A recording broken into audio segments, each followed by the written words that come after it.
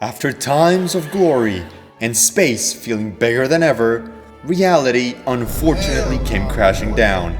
The once linear path we had followed since 2008 suddenly shattered when Marvel made the choice of putting quantity over quality. But what if they didn't? What if after Endgame, projects actually led to Kang Dynasty? What would have been the final roster of heroes? I'll be your guide through this new reality as we either keep, rewrite, or snap projects away. So follow me and ponder the question: what if Marvel never f***ed up? Let's start with the big three. What big three? The big three. What big three? Wandavision, Falcon and the Winter Soldier, and Loki are particularly special. Here's why. Wandavision was the first show to come out, and it follows Wanda dealing with her depression by enslaving an entire town and giving life to his dead robot boyfriend. We'll keep this one as is, with Agatha being defeated, for good, White Vision regaining his memories to hopefully return in Vision Quest, and Wanda becoming the Scarlet Witch. We'll get to them later. Alright, get close. Come closer. Well, which way Why do you have to have your right legs or left? open? You know what? Fine, here. Although it has some flaws, Falcon and the Winter Soldier is a good show, and a very useful one. After defeating the Flag Smashers, Falcon will still give his big boy speech as the new Cap. The Winter Soldier will solve his anger management issues, and these two would still be good friends. The entire John Walker story will also be left untouched. This includes his little whoopsie and his eventual recruitment by Valentina, because yes, we're getting Thunderbolts. Nice. Of course we're keeping Loki, both seasons.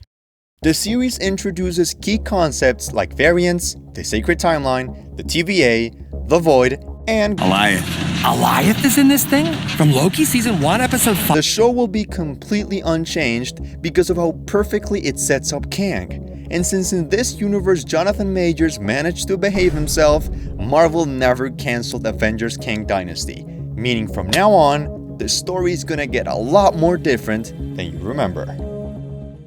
Next up is Black Widow, and the only reason I'm not snapping this one is because of these two. We're gonna need them later. It's an alright family story, and some characters were great. You named the pig after me. You don't see the resemblance? But Taskmaster was done so dirty that Marvel just... So I'd say that with a better executed story and a way better antagonist, we could have had a fun movie that doesn't rely on these two to be great. My father, he go toilet on my hands. Oh my god. Season 1 of What If is the only one to be kept untouched, because from then on, Marvel just decided to turn off their creative brains and started coming up with the most boring ass ideas instead of stuff like, what if the other half got snapped? What if Bucky became Captain America? Or what if Wanda died instead of Pietro? Nah. Hey look, it's Captain Shang-Chi. Here. This one's interesting, because for one, I feel Shang-Chi is one of the few Phase 4 projects that truly deserves a sequel. It's okay, buddy. The fight scenes are some of the best in the MCU. The 10 rings are sick, and the chemistry between these two is so good. However, I couldn't find a way to explain the post-credit scene. Any ideas? No? Okay, let's talk about Eternals then. And God is this one hard. You either love Eternals or you hate it. Yeah, I said it. And to be honest, I think we can all agree that Marvel had little idea as to where they wanted to go with this one. The movie introduced 10 characters that I'm sure you can't name by heart, the Celestials, teased Blade, and even got Watermelon Sugar into this. And this might just be the reason you can't help but wonder, what was the point? It took Marvel more than 3 years to remember this thing was just laying around, and we still haven't heard anything else related to the movie in the MCU canon. I'm not saying Eternals is a bad movie, but if we want to consistently keep quality over quantity and build a straight path that leads to Kang as the big bad, then we're gonna have to leave Eternals stuck in the quiver. You know, that's funny because Definitely not this one. All right, you don't have to say definitely one. like that. This All right, is how too about this one? dangerous. This one fine? I'm using this one. here's a question for you.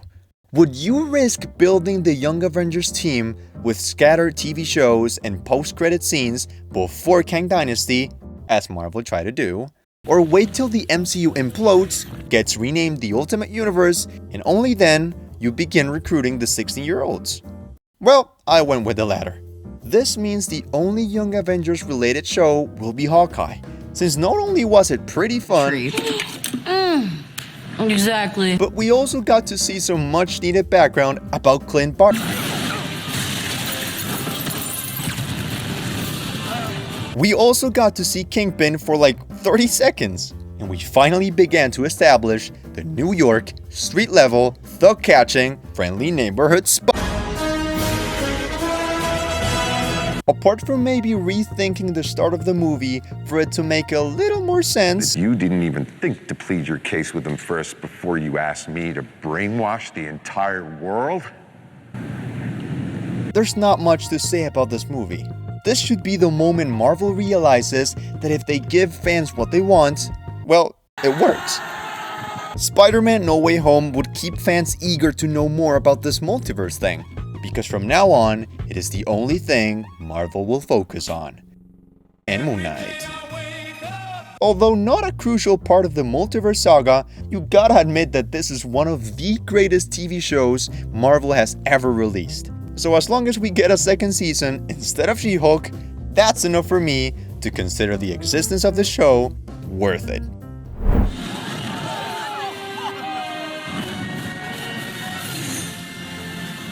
You like this movie or not, you gotta admit that it feels a bit off. Multiverse of Madness is the example of what happens when you put quantity over quality. So to fix this, we're gonna give the movie an actual purpose. Instead of wasting the potential of a powerful Scarlet Witch by, allegedly, killing her at the end of the film, we'll keep her alive to fight Kang later. And instead of using the multiverse as an excuse to kill off characters with no consequences, we'll use it to develop the Fox X-Men and someone like, I don't know, Kang? But how would that even work? Back in the golden days, the storytelling technique that worked like a charm was Marvel's puzzle strategy, where every movie was a piece that was slowly setting up Big Boy Thanos. So if you're gonna have the multiverse kill everyone and not mention Kang, then Wait a minute. Something ain't right. the change could be that instead of having this absolute joke of a post-credit scene, the Council of Kangs would be shown worried after seeing Wanda and America Chavez tampering with the multiverse, leading them to recruit the Kangs to deal with the matter personally. We don't want more shows. Not boring ones at least. And the release of Ms. Marvel was a definitive proof of it. It's hard to get people excited for the future MCU if there's no Kang, no Young Avengers, and if everything is leading, well, nowhere. So as much as I like Kamala's character, it's really hard for me to keep her story in this new universe. So for that, I'm snapping her away. God, I wish I could do the same with this one. Baba Boo. The only reason I'm even tempted to keep this movie is because of Christian Bale's score and because we need Thor in Avengers Kang Dynasty. But apart from that, well, yeah. Thor Love and Thunder's plot is all over the place. It has questionable CGI, and the jokes are as childish as they can get. However, it's still a Thor movie. So is there a way to salvage it somehow? Should it be kept with a more serious tone, better scenes, and make it lead somewhere? Or should Marvel tell a different story instead? I'll let you decide. But before you do, you gotta hit the sub button or else you can't comment. I think. Anyway. What the hell? Leave it in. You're welcome. Yep, that's not happening. I'm sorry. You know what? I'm not even sorry. F you, IGN. Moving on.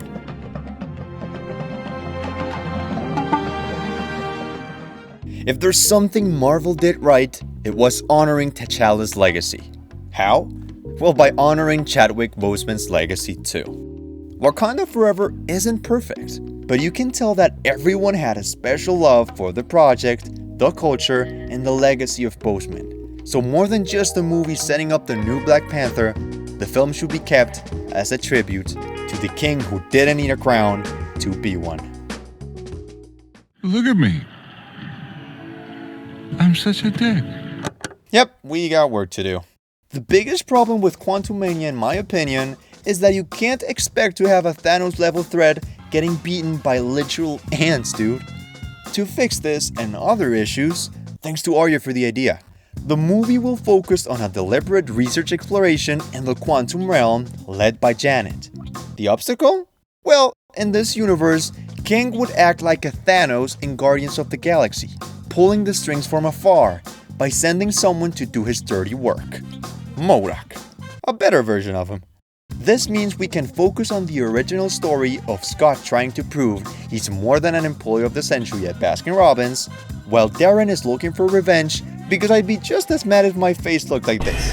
Finally, Kang would somehow escape the quantum realm, or at least do something different than dying that would ultimately set up Avengers Kang Dynasty. Wait, do you hear that? I think it's coming from...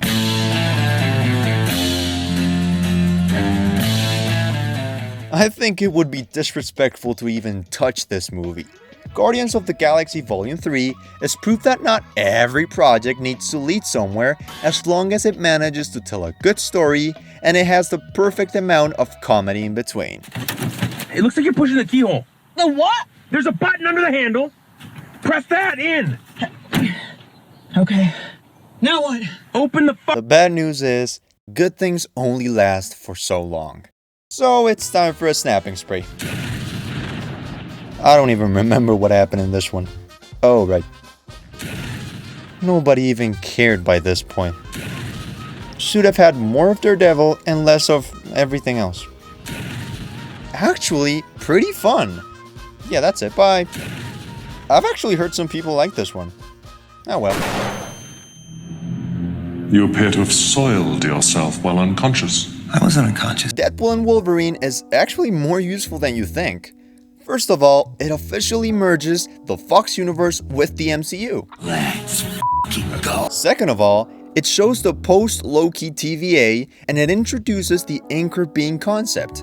And last but definitely not least, it does something we hadn't really gotten since Guardians. Whether it's the cameos, the jokes, or Ryan Reynolds, The proposal. the movie made us have fun. Since when were they red?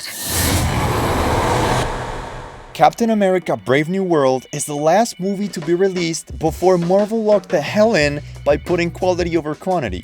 And it showed. The Incredible Hulk sequel is not half as bad as most previous projects, and it can be fixed quite easily, I think. By making the audience care for every other character, maybe involving Bucky a lot more in the movie, and especially making the villain threatening at all, this movie could have at least reached, it's alright. But as it stands, it doesn't quite manage to get there. Huh, I feel like I'm forgetting something. Oh right! From this point onward, every project seemed to be well received by the fans, which means we can finally take a look at the definitive roster of heroes. The new Avengers, Captain America, Dr. Weird, the Scarlet Witch, Thor, the Incredible Four, the Buck Family, Ketchup and Mustard, Spider-Man, the Blind Guy, the Crazy Guy, the Even Crazier Guy, Black Panther, Shang-Chi, Loki, and yes, the X-Men. But there's a tiny problem now. The movie would have ended with the incursion between the 616 universe and the Fox universe. 30,000 likes and I'll tell the story. Leading directly into Secret Wars, where Doom is the protagonist of the story. Which begs the question, what if the plan has always been to replace Kang Dynasty with Doomsday, to bring Robert Downey Jr. back, to set up Secret Wars, and Marvel made us think they messed up when they really did everything on purpose? And if you want to know why James Gunn movies are so good, check out this other video. And as always, thanks for watching.